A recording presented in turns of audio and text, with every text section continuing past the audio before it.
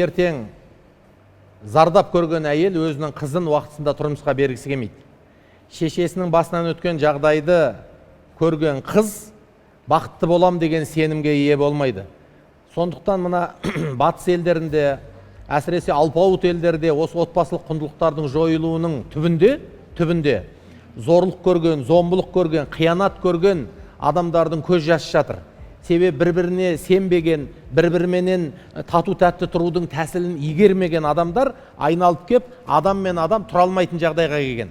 Қазіргі біздің уақытта да айтып жатырмыз ғой, мысалға ажырасу көбейді, немесе отырып қалған қыздар, үйленбеген сүр бойдақ жігіттер дегеннің артында әлі үлкен қасірет жатыр. Әлі де болса мына сүр бойдақ жігіт үйленгісі келетін бір қызды әйтеуір іздеп жүр. Мына отырып қалған қыз орнымды табам ба деп үміт етіп отыр. Біраздан кейін жоға, мен тұрмысқа шыққым келмейді, мен былай да ойыншықпен де, немесе итпен де өмір сүре алам, мысығымды да құшақтап жүріп ғұмыр кеше алам, немесе өзім үшін тіләсебе бала туып алам деп. Мен жақында бір жерде қонақта болдым. Сол қонақта болғанымда кәдімгідей отбасындағы бір қасіретті жағдайды басымнан өткеріп, қайран қалдым, және сол күні ұйықтай алмай шықтым.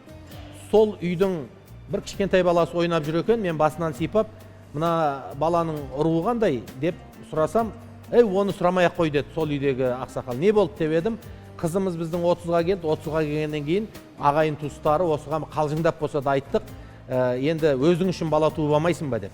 Сөйтіп едік, ол қыз барды да өзі үшін бала туып келді, оның кімнен туғанын сұрамадық дейді.